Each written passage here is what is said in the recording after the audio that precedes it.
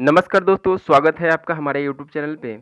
आइए दोस्तों, हम लोगों ने शुरुआत किया था एक जीएस एनालिटिकल का सीरीज़ शुरू किया है, जिसमें कि कुछ क्वेश्चन साथ लेकर के हम आते हैं और उस क्वेश्चंस को ऑब्जेक्टिव क्वेश्चंस को सब्जेक्टिव वे में है सो बहुत ही बेहतरीन एनालिटिकल वे प्रस्तुत करने की कोशिश करते हैं दोस्तों। तो ये सारे एग्जामिनेशंस के लिए बहुत ही उपयोगी होंगे, चाहे आप यूपीएससी की तैयारी कर रहे हैं या पीसीएस की तैयारी कर रहे हैं, ठीक है, या आप एनटीपीसी की तैयारी कर रहे हो या एसएससी या किसी भी स्टेट एग्जामिनेशंस की तैयारी कर रहे हैं, उस सारे के लिए सो बहुत ही इंपॉर्टेंट ये सीरीज़ है।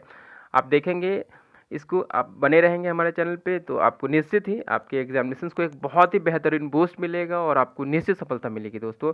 तो आइए इसी एनालिटिकल सीरीज़ का ये हम दूसरा सेट शुरुआत करने जा रहे हैं दोस्तों। आइए तो बिना वक्त गवाए चलिए शुरू करते हैं दोस्तों। तो आइए पहले क्वेश्चंस के साथ। पहले दो क्वेश्चंस में हमने कोई भी ऑप्शंस नहीं दे रखे हैं दोस्तों। सो आइए शुरुआत करते हैं। तो पहला क्वेश्चन हमने उठाया है भारतीय राज्य व्यवस्था का। ये क्वेश्चन है कि समिति जिसने लोकतांत्रिक विकेंद्रीकरण और पंचायती राज की सिफारिशों को विकेंद्रीकरण और पंचायती राज की सिफारिशों को लागू किया और उसका सभापति कौन था, ठीक है। तो ये हो गए बलवंत राय मेहता जी थे, जो वही थे, उनका सभापति किया था विकेंद्रीकरण और पंचायती राज सिफारिशों को लागू करने वाले समिति का। और इस समिति का जो गठन है 1956 में किया गया था और इनकी सिफारिशों को 1958 ईस्वी को सरकार के द्वारा लागू कर दिया गया था दोस्तों। आइए कुछ और फैक्ट्स जानते हैं कि पंचायती राज की शुरुआत कब हुई थी। तो 2 अक्टूबर 1959 ईस्वी को राजस्थान के नागौर जिले से इसकी शुरुआत की गई थी दोस्तों। और ग्राम पंचायतों का संगठन किस अनुच्छेद में है, तो अनुच्छेद 40 के अंतर्गत आता है। और नगर पालिका का वर्णन किस अनुसूची में है, तो ये अनुसूची 12वीं अनुसूची में है। तो ये क्वेश्चन जितने भी फैक्ट्स के साथ है सारे के सारे आपके एग्जामिनेशन में पूछे गए हुए हैं या पूछे जाने वाले बेहतरीन क्वेश्चनों में से है। तो मैंने सबको एक जगह कलेक्ट करके एक कलेक्टिव वे में ऑब्जेक्टिव क्वेश्चंस को एक एनालिटिकल वे प्रस्तुत करने का कोशिश किया है दोस्तों। तो बने रहिए हमारे चैनल पे शुरू से लेकर के अंत तक। बहुत ही बेहतरीन ये सीरीज़ है जीएस का, जो आपके एग्जामिनेशंस के लिए बहुत ही उपयोगी साबित होगी दोस्तों। आइए दूसरे क्वेश्चंस की ओर बढ़ते हैं। अधिनियम जिसके तहत भारत के गवर्नर जनरल को अध्यादेश जारी करने की शक्ति प्रदान की गई। तो देखिए इसका आंसर ये यूपीएससी का क्वेश्चन पूछा गया हुआ है कि बीपीएससी में कि भारतीय परिषद अधिनियम 1861 के द्वारा, ठीक है, ये क्या हुआ कि भारत के गवर्नर जनरल को अध्यादेश जारी करने की शक्ति प्रदान की गई। और इसी अधिनियम के द्वारा 1861 के अधिनियम के द्वारा ही विभागीय प्रणाली का भी प्रारंभ हुआ। और प्रारंभ किसके द्वारा किया गया, तो लॉर्ड कैनिंग के द्वारा किया गया था। तो और कुछ फैक्ट्स जानते हैं कि ईस्ट इंडिया कंपनी को औपचारिक रूप से भंग किस अधिनियम के द्वारा कर दिया गया। तो ये 1873 के अधिनियम के द्वारा ईस्ट इंडिया कंपनी को औपचारिक रूप से भंग कर दिया गया। और कुछ फैक्ट्स है कि समान कार्य के लिए समान वेतन की व्यवस्था तथा निःशुल्क विधिक सहायता किस अनुच्छेद में है, तो अनुच्छेद 39 के क में ये व्यवस्था उपलब्ध है, ठीक है। तो इतने सारे फैक्ट्स हम लोगों ने इस क्वेश्चन से जाना। आइए हम लोग नेक्स्ट क्वेश्चन पे बढ़ते हैं और वहाँ से हम कुछ ऑप्शन भी देंगे आपको ताकि आप हेल्दी एक गेस लगा पाएँ दोस्तों। तो ये नेक्स्ट क्वेश्चन है, अनुच्छेद जो व्यक्ति की विदेश यात्रा के अधिकार को संरक्षण प्रदान करता है। एक्चुअली मैंने चुने हुए क्वेश्चन को लिया है इसमें, और ये भी पीसीएस का पूछा हुआ क्वेश्चन है। आपके ऑप्शंस हैं ए 14, अनुच्छेद 14 या अनुच्छेद 19 या अनुच्छेद 21 या इनमें से कोई नहीं। आइए हम इसका एक्सप्लेनेशन पढ़ते हैं दोस्तों कि अनुच्छेद 14 क्या होता है ना, कि विधि के समक्ष समानता के बारे में इसमें बताई गई है बातें। और अनुच्छेद में 6 तरह की स्वतंत्रता की बातें कही गई है, ठीक है। अनुच्छेद 19 में 6 तरह की स्वतंत्रता का अधिकार है। और प्रेस की स्वतंत्रता का अधिकार किस में है, तो 19 के ए में ही है, ठीक है। बोलने की स्वतंत्रता और प्रेस की स्वतंत्रता क्या है, अनुच्छेद 19 के ए में ही है। और अनुच्छेद 19 के डी में क्या है, देश में आवागमन करने की स्वतंत्रता, देश में यानी देश के अंदर आवागमन करने की स्वतंत्रता। ये मत समझ लीजिए कि विदेशों में यात्रा करने का अधिकार ये नहीं प्रदान करता है। आइए नेक्स्ट स्लाइड पे। अनुच्छेद 19 का एफ बताता है क्या, अनुच्छेद 19 के एफ में संपत्ति के अधिकार को क्या कर दिया गया, 44वें संविधान संशोधन 1978 के द्वारा हटा दिया गया तथा अनुच्छेद 300 के एक के अंतर्गत क्या किया गया, कानूनी अधिकार के रूप में रखा गया है दोस्तों। तो इतने सारे फैक्ट्स हम लोगों ने जाना। आइए अनुच्छेद 21 के बारे में जानते हैं। अनुच्छेद 21 क्या है, प्राण एवं दैहिक स्वतंत्रता का संरक्षण अर्थात जीवन और व्यक्तिक स्वतंत्रता का अधिकार प्रदान करता है। अर्थात विदेशों में यात्रा का अधिकार भी इसी अनुच्छेद के तहत हम लोगों को प्राप्त है। अनुच्छेद 21 इसका आंसर होगा। जी हाँ, अनुच्छेद 21 के क में क्या है, 21 के क में 6 से 14 वर्ष के बच्चों को क्या है, निःशुल्क तथा अनिवार्य शिक्षा। और यह आता है क्या में संविधान संशोधन के द्वारा, तो ये 86वें संविधान संशोधन 2002 के द्वारा प्रदान किया गया है। और ये बार बार है सो एसएससी में कितनी बार, एनटीपीसी में बहुत बार ये पूछा गया क्वेश्चन है, पीसीएस में भी कितनी बार दफा आया है। तो दोस्तों ये सीरीज़ को आप भरपूर एकदम ध्यान से देखते रहिए, आपके बहुत सारे हैं सो इम्पोर्टेंट क्वेश्चंस आपके एग्जामिनेशन की प्रिपेयर यूँ चुटकियों में हंसते हंसते हो जाएगी दोस्तों। आइए हम लोग नेक्स्ट स्लाइड पर नेक्स्ट क्वेश्चन पे बढ़ते हैं, कुछ इतिहासकालीन क्वेश्चनों को लेते हैं दोस्तों। हड़प्पा कालीन तांबा का रथ, ये यूपीएससी का पूछा गया क्वेश्चन है, किस स्थान से प्राप्त हुआ है? क्या आपके ऑप्शंस है राखीगढ़ी, दाइमाबाद, बनमाली या रोपर? आप एक हेल्दी गेस कीजिए दोस्तों। आइए हम इसका एक्सप्लेनेशन पढ़ते हैं। हरा, हरा हम लोग बोलने में ऐसे ही जनरली बोलते हैं हरा। ह से दोस्तों मैंने इसलिए ऐसा इसको मैंने एसोसिएट करने की कोशिश की है कि ह से हड़प्पा हो जाता है और र से रावी हो जाता है, यानी हरा हो गया हड़प्पा, रावी। हड़प्पा क्या हो गया, रावी नदी के किनारे बसा हुआ एक नगरीय सभ्यता थी। हड़प्पा की संस्कृति के सर्वाधिक स्थल कहाँ से खोजे गए हैं, तो ये गुजरात से खोजे गए, सर्वाधिक स्थल गुजरात से, ठीक है। और हड़प्पा के मोहरों पर क्या खासियत थी, तो वहाँ है सर्वाधिक है एक श्रृंगी पशु का अंगन मिलता है हड़प्पा के मोहरों पर। और वहाँ का शासन कहता था, तो वहाँ का शासन वणिक वर्गों के हाथों में था। तो इतने सारे फैक्ट्स हम लोगों ने इस क्वेश्चन से अभी तक जाना। आइए कुछ और फैक्ट्स जानते हैं हड़प्पा के संबंध में कि हड़प्पा सभ्यता कैसी थी। तो हड़प्पा सभ्यता एक काशीयुगीन सभ्यता थी और सर्वप्रथम उत्पाद क्या था वहाँ का, हड़प्पा का कपास था दोस्तों, ठीक है। और इसकी खोज किसने किया था, तो इसकी खोज है सो दयाराम साहनी एवं माधव स्वरूप वत्स ने 1921 ईस्वी में खोजा था इसको। और हड़प्पा में ही एक उन्नत जल प्रबंध प्रणाली भी थी। ये बहुत इंपॉर्टेंट क्वेश्चन है, ये पूछा गया है कई बार, कहाँ से प्राप्त हुआ है, तो ये धौलावीरा गुजरात के कच्छ जिले से प्राप्त हुआ है, एक उन्नत जल प्रबंध प्रणाली के बारे में। और नेक्स्ट फैक्ट है कि दाइमाबाद, दाइमाबाद कहाँ है, गोदावरी नदी के तट पर है, ये जिला अहमदनगर महाराष्ट्र में पड़ता है। यहीं से दोस्तों तांबा का रथ प्राप्त हुआ है, जो आपका क्वेश्चन था दोस्तों। तो इस तरीके से ये क्लियर हो गया कि दाइमाबाद कहाँ है, महाराष्ट्र में है, जिला अहमदनगर, जो कि गोदावरी नदी के तट पर बसा हुआ है, वहीं से प्राप्त हुआ है। राखीगढ़ी क्या है, तो राखीगढ़ी घग्गर नदी के तट पर हरियाणा के हिसार जिले में है, ठीक है। तो हम लोगों ने जान लिया कि क्या हो गया कि तांबा का रथ दाइमाबाद महाराष्ट्र से प्राप्त हुआ है। तो आइए हम इसको एक मैप पे और इसके फिगर देखते हैं कैसा कैसा था। देखिए ये लोकेशन है कि दाइमाबाद महाराष्ट्र के ये सेंट्रल वेस्ट रीजन में पड़ता है, ठीक है। दाइमाबाद यहीं से यही है सो तांबा का रथ है सो प्राप्त हुआ था दोस्तों। चलिए आइए हम लोग नेक्स्ट क्वेश्चन पे पढ़ते हैं, कुछ और क्वेश्चन देखते हैं। बहुत ही बेहतरीन और इम्पोर्टेंट क्वेश्चन है, फिरोज शाह तुगलक द्वारा स्थापित दार उल सफ़ा क्या था? क्या वह एक दानशाला था, या एक खैराती अस्पताल था, या एक पुस्तकालय था, या तीर्थ यात्रियों के लिए एक अतिथि गृह था? आप एक हेल्दी गेस लगाइए। आइए हम लोग तब तक इसका एक्सप्लेनेशन भी पढ़ते हैं। देखिए फिरोज शाह तुगलक प्रथम मुसलमान शासक था जिसने ब्राह्मणों पर जजिया कर लगाया। और इसको ये भी क्वेश्चन पूछा जाता है कि 24 कष्टदायक करों को किसने समाप्त किया, तो फिरोज शाह तुगलक ने ही समाप्त किया था दोस्तों। और सिंचाई कर, एक नया कर इसने लागू किया था, सिंचाई कर लागू किया था। इसी की ही देन है जो कि उपज का 1/10वां भाग हुआ करता था। इतने सारे फैक्ट्स अभी तक जाना। आइए कुछ और फैक्ट्स जानते हैं दोस्तों। फिरोज शाह तुगलक ने सैन्य पदों को क्या कर दिया, वंशानुगत बना दिया। और फिरोज शाह तुगलक द्वारा निर्मित कुछ अन्य विभाग है। देखिए अन्य विभाग के बारे में जानते हैं कि दीवाने खैरात है, क्या हो गया, इसमें अनाथ मुस्लिम महिला, विधवा तथा लड़कियों की देखभाल के लिए यह है विभाग बनाया गया था। उसके बाद है दीवाने बंदगान, दसों लिखा गया है, दासों की, दीवानों बंदगान है जो है दासों की देखभाल के लिए बनाया गया एक विभाग था। और दीवाने इस्तिहाक पेंशन विभाग था जो कि वृद्धों की आर्थिक और सामाजिक सुरक्षा के लिए बनाया गया था। इस प्रकार से ये क्वेश्चन था हमारा कि फिरोज तुगलक द्वारा है स्थापित दारुल सफ़ा क्या था। तो एक्चुअली में दोस्तों इसका आंसर है दारुल सफ़ा एक खैराती अस्पताल था, ठीक। ये तो एक विभाग के बारे में हम जाने, खैराती अस्पताल। दूसरा हम 2-3 और भी है जो कि बहुत इंपॉर्टेंट है, एग्जामिनेशन में बार बार आए हैं। दीवाने खैरात हो गया, अनाथ मुस्लिम महिलाओं एवं विधवा तथा लड़कियों की देखभाल के लिए। बंदगान हो गया, बंदगान से क्या बंदी बनाया गया है जिसको दास होता है वो। इस्तिहाक हो गया, इस्तिहाक क्या हो गया, पेंशन विभाग था जो कि विधवा की आर्थिक और सामाजिक सुरक्षा हेतु। तो मैंने कोशिश किया है सारे जितने भी फैक्ट्स हैं और जितने भी विभाग हैं एक जगह कलेक्टिव वे में प्रस्तुत करने का दोस्तों।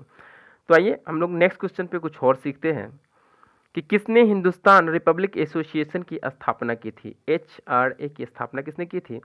क्या वे भगत सिंह थे या चंद्रशेखर आज़ाद थे या सचिंद्र सान्याल थे या वीरेंद्र कुमार घोष थे? ये क्वेश्चन हो सकता है अगर आपने अच्छे से पढ़ा है तो आपको जरूर याद होगा, लेकिन आइए हम लोग कुछ फैक्ट्स जानेंगे जो कि बहुत इंपॉर्टेंट फैक्ट्स मेन हो जाता है कि 1905 ईस्वी में, कब 1905 ईस्वी में वीरेंद्र कुमार घोष ने भवानी मंदिर नामक है सो क्रांतिकारी क्या लिखी थी? पुस्तिका लिखी थी, याद रहना चाहिए। और चंद्रशेखर आज़ाद का जन्म कहाँ हुआ था? भावड़ा, झाबुआ जिला जो कि मध्य प्रदेश में पड़ता है, वहाँ हुआ था उनका जन्म। ठीक है, आइए कुछ और फैक्ट्स जानते हैं कि सचिंद्र सान्याल ने ही क्या किया था? 1924 ईस्वी में कानपुर में हिंदुस्तान रिपब्लिक एसोसिएशन की स्थापना की थी। और उसके बाद 4 साल के बाद, 4 साल का यहाँ पर गैप है, 1928 ईस्वी में, ठीक है, दिल्ली स्थित फिरोज शाह कोटला में क्या है? हिंदुस्तान सोशलिस्ट रिपब्लिक एसोसिएशन की स्थापना भगत सिंह ने की थी, जिसके की सदस्य कौन थे? चंद्रशेखर आज़ाद जी भी थे और भी बहुत लोग थे। तो ये इंपॉर्टेंट क्वेश्चन है, ये इसमें बराबर कन्फ्यूज़न रहता है 1924, 1928। अगर आप इस क्वेश्चंस को देख रहे हैं, अगर इस वीडियोस को, तो ये आप कभी नहीं भूल पाएंगे कि आपने जाना था कि सचिंद्र सान्याल ने, ठीक है, 1924 में कानपुर में है सो हिंदुस्तान रिपब्लिक एसोसिएशन की स्थापना की थी।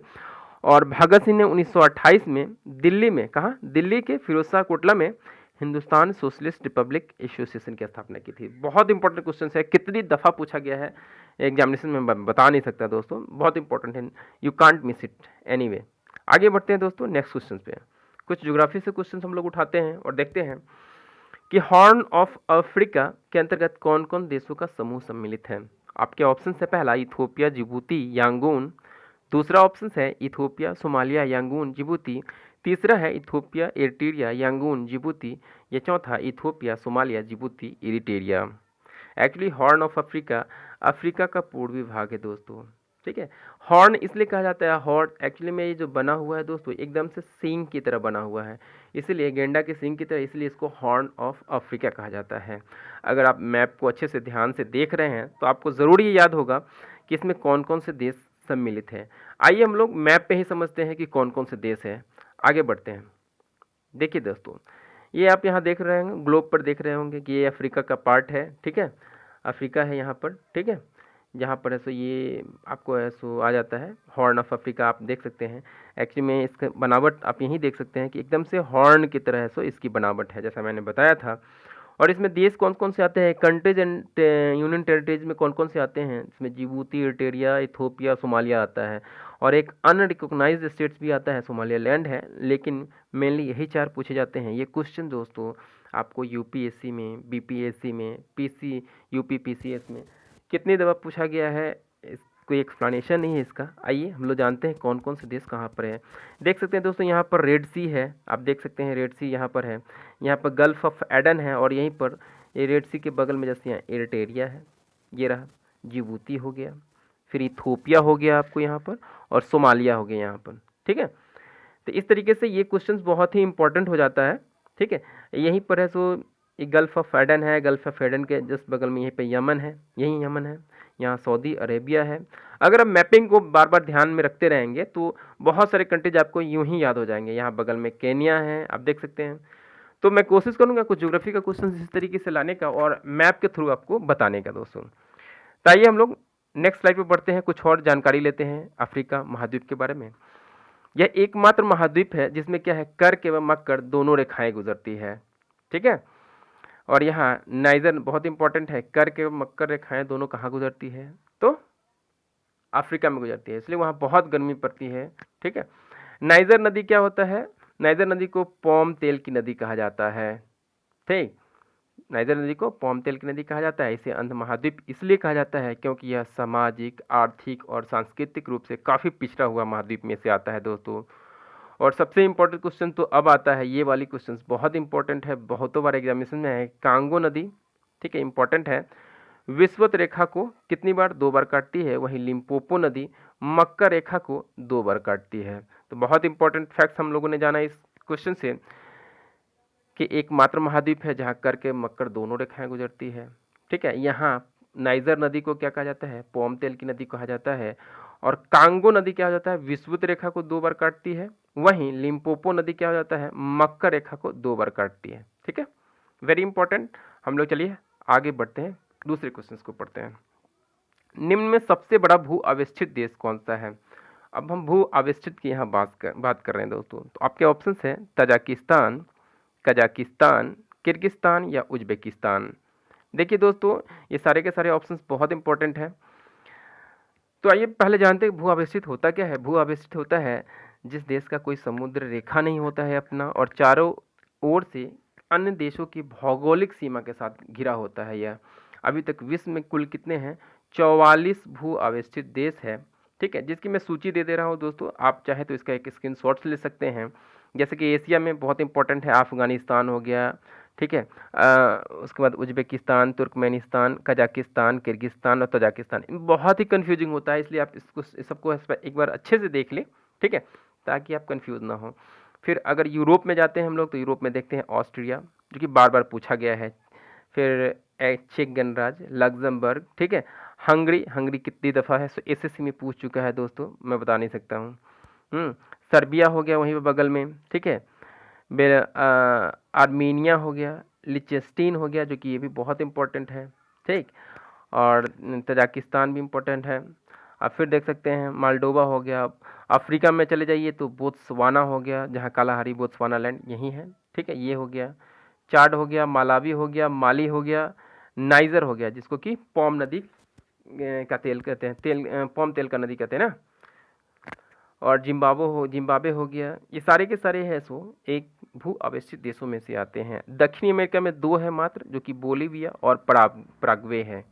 ठीक है, आप चाहें तो इसका एक स्क्रीनशॉट ले सकते हैं। आइए हम आगे कुछ फैक्ट्स जानते हैं कि तजाकिस्तान इसका आंसर है कि कजाकिस्तान ही है ना, ठीक है, लार्जेस्ट है कंट्री इन सेंट्रल एशिया है, और यही है सबसे बड़ा भू अवस्थित देश है दोस्तों। आप देख सकते हैं मैप पे भी सबसे बड़ा भू अवस्थित देश है।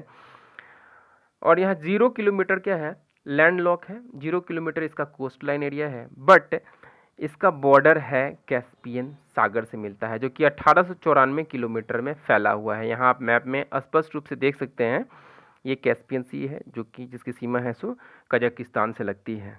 मैरीटाइम तो है ही नहीं, जब कोस्टल एरिया ही नहीं है तो कहाँ से होगा। आइए हम लोग आगे देखते हैं, कुछ और फैक्ट्स जानते हैं इसके बारे में। यहाँ 2 देश ऐसा है जो कि दोहरा भू अवस्थित है। कैसा है, दोहरा भू अवस्थित देश है, अर्थात जिस देश से घिरा हुआ है वह स्वयं भी भू अवस्थित है। इसमें इंपॉर्टेंट हो जाता है लिचेस्टीन और उज्बेकिस्तान, ठीक है, इसलिए मैंने बोला था कि ये इंपॉर्टेंट है। आगे देखें, ये लिचेस्टीन का ये मैप हो गया, आप देख सकते हैं यहाँ पर, और यहाँ पर उज्बेकिस्तान का हो गया, सो मैप हो गया। आप देख सकते हैं ये दोनों देश क्या है, ऑलरेडी भू अवस्थित देशों से ही घिरे हुए हैं, इसलिए बहुत इंपॉर्टेंट हो जाते हैं। आइए नेक्स्ट स्लाइड पे, और हम पढ़ते हैं कि धारवाड़ का पठार किस राज्य में होता है। धारवाड़ का पठार है सो किस राज्य में है, कर्नाटका में है क्या, वो तमिलनाडु में है या आंध्र प्रदेश में या झारखंड में है। देखिए दोस्तों, ये जो पठार जो होता है ना, पठार एक्चुअली में यह द्वितीय श्रेणी का स्थल है, जो संपूर्ण धरातल के 26% भाग पर समान भूमि से ऊंचा एवं सपाट होता है, और समुद्र तल से समांतर 600 मीटर ऊंचा होता है। आइए मैं इसका एक फिगर दिखा देता हूँ। आप देख सकते हैं कि पठार की प्रकृति इसी तरीके से होती है। सामान्य भूमि से क्या होती है, काफ़ी ऊंची होती है, ठीक है, और ऊंचा एकदम सपाट होता है, ठीक, और जहाँ पे एकदम बंजर भूमि होती है, ठीक है, यहाँ चट्टान पहाड़ ये सब पाए जाते हैं दोस्तों, ये पठारी एरिया होता है। और यहाँ पर है सो मोटे अनाजों के उत्पादन होता है, नहीं तो है सो खनन वगैरह के लिए ही उपयोग में आती हैं। जैसे हो गया रांची का पठार, पामेर का पठार सबसे ऊंचा हो गया। आइए हम धारवाड़ के पठार के बारे में पढ़ रहे थे। धारवाड़ का पठार है सो पर्वतीय चट्टानों से बना हुआ है। कैसे बना हुआ है, पूछा जाता है धारवाड़ के पठार के बारे में। यह पर्वतीय चट्टानों से बना हुआ है, और धारवाड़ के पठार के पश्चिमी भाग में क्या है, बाबा बूदन की पहाड़ी है और ब्रह्मगिरी की पहाड़ी है। ये क्वेश्चन बार बार पूछा जाता है कि बाबा बूदन की पहाड़ी क्या है, तो धारवाड़ के पठार के पश्चिमी भाग में है, और ब्रह्मगिरी की पहाड़ी भी। एक्चुअली में धारवाड़ का पठार एक्चुअली में दोस्तों है सो कर्नाटका में पड़ता है, इसका आंसर यही है। और तमिलनाडु में नीलगिरी की पहाड़ी क्या हो गया, ये चार्नोकाइट पठार से बना हुआ है। यह भी क्वेश्चन इंपॉर्टेंट है, पूछा जाता है आपके एग्जामिनेशंस में। और नीलगिरी पहाड़ी पर ही कार्डमम की पहाड़ी का विस्तार पाया जाता है। अनामलाई की पहाड़ी जो कि दक्षिणी भारत की सबसे ऊंची चोटी है वह कौन सी है? अनैमुदी है। ठीक, अनैमुदी हो गया। ठीक है, इस तरीके से ये अनामलाई की पहाड़ी कहाँ हो गई? दक्षिणी भारत की सबसे ऊंची चोटी अनैमुदी है। आगे आइए दोस्तों, हम लोग नेक्स्ट स्लाइड पे पढ़ते हैं और कुछ फैक्ट्स जानते हैं कि धारवाड़ कहाँ है? कर्नाटक में दक्षिणी पठार के पश्चिमी भाग में प्रमुख जिला है। ठीक है, आप देख सकते हैं मैप में, ये कर्नाटक का हो गया, ये पश्चिमी भाग का ये प्रमुख जिला है दोस्तों। यहाँ क्या हो गया? मालप्रभा, तुंगभद्रा, बेनिहाल, वर्धा, धर्मा, कुमुदी नदियाँ इसी जिले में बहती हैं। यहाँ की भाषा कन्नड़ है और यहाँ चालुक्यों के आधिपत्य का प्रमाण ज़्यादा मिलता है। ठीक है, तो इस प्रकार से हम लोगों ने धारवाड़ के पठार के बारे में जाना। आइए, ये सारे फैक्ट्स जानने के बाद हम लोग नेक्स्ट क्वेश्चन, कुछ साइंस से क्वेश्चंस करते हैं दोस्तों। बेहद इंटरेस्टिंग है, आप पढ़ते रहिए, बहुत अच्छे से आपको सारा चीज़ याद हो जाएगा। प्लेग किससे फैलता है? क्वेश्चन है, प्लेग किससे फैलता है? क्या ये जीवाणु से फैलता है, या प्रोटोजुआ से, या विषाणु से, या इनमें से किसी से नहीं? देखिए दोस्तों, प्लेग को है सो काली मौत यानी ब्लैक डेथ्स कहा जाता है, ब्लैक डेथ्स कहा जाता है। इससे प्रभावित होने वाला अंग कौन सा होता है? फेफड़ा होता है, और कौरव दोनों पैर के बीच का जो होता है भाग वो होता है दोस्तों। ठीक है, आइए कुछ और फैक्ट्स जानते हैं इससे संबंध में। और इसका जो वाहक होता है प्लेग का, वो जीवाणु होता है, बैक्टीरिया से फैलता है। वो कौन सा बैक्टीरिया होता है? तो पास्चुरेला पेस्टिस बैक्टीरिया होता है। आइए आगे जानते हैं कि जीवाणु जनित रोग को हम लोग एक लाइन में याद करते हैं। इसको हम लोग जीवाणु जनित जितने भी रोग है उसको हम लोग कहते हैं डिप सिटी को टपका है। अगर इतना आपको याद रहता है तो जीवाणु से संबंधित जितने भी क्वेश्चन आपसे पूछा जाता है कि जीवाणु से फैलता है या विषाणु से, आपको याद रहेगा। आइए पढ़ते हैं कैसे। डिप का मतलब होता है डिप्थीरिया। ठीक है, सी से होता है सिप्लिस। एक्चुअली में ये कोडिंग मात्र है, ऐसा ना कि ऐसा ये एकदम इसी से यही होता है। टी से होता है टिटनस होता है, और टीबी होता है। आप दोनों के एसोसिएट कर ले, या तो हैजा अलग है ही यहाँ पर दिया हुआ। ठीक, को से कोड होता है, और टपका में ट से टाइफाइड, प से प्लेग, और का से काली खांसी होती है दोस्तों, और है से तो हैजा है ही। ठीक है, तो इस तरीके से इतने सारे फैक्ट्स आप लोगों ने जाना कि एक बार में जीवाणु से होने वाले जितने भी रोग हैं उन सबों के बारे में आप लोगों ने जान लिया। और इससे दो और भी होती है बीमारी, जो कि गोनोरिया और निमोनिया होता है, जो कि जीवाणु के द्वारा ही होता है। तो इतना आप याद रखेंगे दोस्तों, तो आपके एग्जामिनेशन में कभी भी कोई क्वेश्चन इस संदर्भ में नहीं छूटेगा। आइए हम लोग आगे नेक्स्ट क्वेश्चन पे बढ़ते हैं और जल की कठोरता के बारे में कुछ जानते हैं कि जल में क्या डालकर उबालने से अस्थायी एवं अस्थायी दोनों प्रकार की कठोरता दूर हो जाती है। आपके ऑप्शंस हैं कैल्शियम और मैग्नीशियम के सल्फेट, दूसरा कैल्शियम और मैग्नीशियम के बाइकार्बोनेट, तीसरा सोडियम कार्बोनेट, या चौथा कैल्शियम हाइड्रोक्साइड। ठीक है दोस्तों, आइए हम लोग आगे इसमें आपका एक हेल्दी गेस लगाइए। हम लोग आगे बढ़ते हैं, तब तक एक्सप्लेनेशन देखते हैं इसका। एक्चुअली कठोरता क्या होता है ना दोस्तों, कि कठोरता होता है कि डिटर्जेंट वगैरह है जल के साथ है तो आसानी से झाग नहीं दे पाता है, तो उसी को कठोरता कहते हैं। मृदु जल जो होता है आसानी से झाग दे देती है, लेकिन कठोर जल नहीं दे पाती हैं। आइए हम लोग फैक्ट्स जानते हैं कि अस्थायी कठोरता का कारण क्या है। कैल्शियम और मैग्नीशियम के बाइकार्बोनेट का घुला होना इसका मुख्य कारण होता है। तो कठोरता का कारण ही होता है बाइकार्बोनेट, सल्फेट और क्लोराइड नाइट्रेट आदि के लवणों का घुला होना कारण होता है उसका। और इसका उपाय जो होता है बुझा हुआ चूना या दूधिया चूना डालने पे क्या होता है, जल की अस्थायी कठोरता दूर हो जाती है। और अस्थायी कठोरता की जो कारण होते हैं वो कैल्शियम और मैग्नीशियम के सल्फेट हो गए, क्लोराइड हो गए, और नाइट्रेट आदि लवणों का घुला होना होता है। और इसका जो उपाय हम लोग करते हैं वो सोडियम कार्बोनेट डाल करके उबाल दें, इससे ये दूर हो जाती है। और सोडियम कार्बोनेट ही इसका आंसर है कि इसको डाल करके अगर आप उबालेंगे तो क्या हो जाएगा, अस्थाई एवं अस्थाई दोनों प्रकार की है सो कठोरता दूर हो जाएगी। तो वेरी वेरी इंपॉर्टेंट हो गया, इसका आंसर ये हो गया दोस्तों। आइए हम लोग फिर नेक्स्ट क्वेश्चन पे बढ़ते हैं आगे और कुछ फैक्ट्स जान लेते हैं। उससे पहले जल की अस्थायी कठोरता दूर करने की मुख्य विधि कौन सी है? परम्यूटेट विधि कहा जाता है इसको। ठीक है, परम्यूटेट क्या होता है ना कि सोडियम जियोलाइट को कहा जाता है परम्यूटेट, और जल को मृदु बनाने हेतु ही जियोलाइट मिलाते हैं, मिलते नहीं मिलाते हैं। ठीक है, इस तरीके से हम लोग इतना कुछ फैक्ट्स के बारे में हम लोगों ने जाना। आइए, और आज का है सो ये 12वां क्वेश्चन है, हम लोग जानते हैं इसके बारे में, प्रकाश के बारे में। प्रकाश एक प्रकार की ऊर्जा है, इसका तरंग दैर्घ्य है सो कितने एंगस्ट्रम के बीच होता है?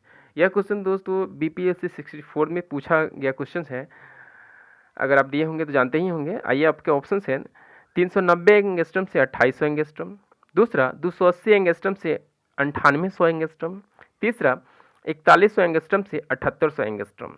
या चौथा 3900 एंगस्ट्रम से 7800 एंगस्ट्रम। ठीक है दोस्तों, तो इसका आप एक हेल्दी गेस लगाएं कौन सा होगा इसका ऑप्शन सही होगा। एक्चुअली में इसका है सो होता है दोस्तों, इसका जो ऑप्शन सही होगा जो 3900 एंगस्ट्रम से 7800 एंगस्ट्रम होता है, इसका तरंगदैर्घ्य होता है प्रकाश ऊर्जा का। प्रकाश के वेग की गणना सर्वप्रथम प्रकाश के बारे में जान लेते हैं कि रोमन ने किया था, और निर्वात में या वायु में इसकी चाल सबसे अधिक यानी 3 × 10⁸ मीटर पर सेकेंड होता है।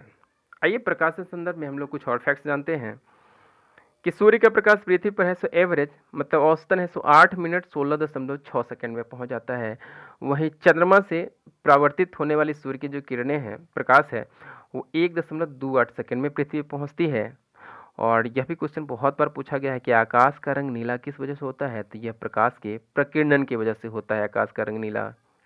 ठीक है, और हम लोग जानते हैं कि प्रकाश का विवर्तन क्या होता है इसके बारे में। जैसे कोई ओपेक सतह है, अगर उस पर प्रकाश की छाया पड़ेगी तो छाया में प्रकाश के प्रवेश कर जाने की घटना को ही प्रकाश का विवर्तन कहा जाता है दोस्तों।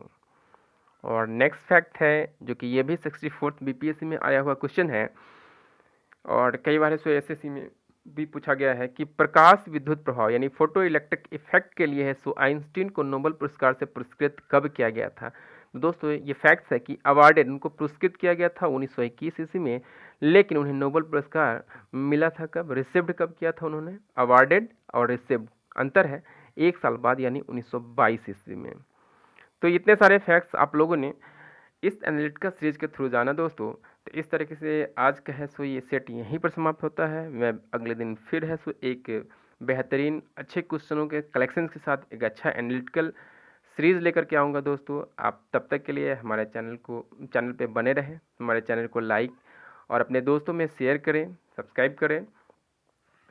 और निश्चय ही अगर आप इस तरीके का पढ़ाई करेंगे, इस तरीके से एनालिटिकल वे में पढ़ेंगे, है तो ये ऑब्जेक्टिव क्वेश्चन ही, लेकिन आप इतने सारे फैक्ट्स को जो पढ़ रहे हैं, ये फैक्ट्स को छोटे छोटे करके एक्चुअली में है सो क्या होता है ना कि ये आपके लिए है सो ये एनालिटिकल हो जाता है, सब्जेक्टिव वे में हो जाता है। इस तरीके से आपको चीज़ें बहुत बेहतरीन तरीके से याद हो जाएगी। इसलिए आप अच्छे से पढ़ें, प्रेम से पढ़े, और जाकर के बुक से भी एक बार अच्छे से रिवीजन कर ले। जो भी फैक्ट्स आपको इसमें बताया गया है, अगर लगता हो किसी पे डाउट हो उसको देखें, और अपने दोस्तों महत्वपूर्ण फीडबैक इस वीडियोज़ के संदर्भ में कमेंट बॉक्स में ज़रूर डालें। इससे हमको प्रेरणा मिलती है आपको ये वीडियो कैसा लगा या इसमें क्या सुधार होना चाहिए, ठीक है, उसके संदर्भ में दोस्तों। तब तक के लिए दोस्तों हमारे चैनल पे रहने के लिए बहुत बहुत आपका धन्यवाद। थैंक यू वेरी मच दोस्तों।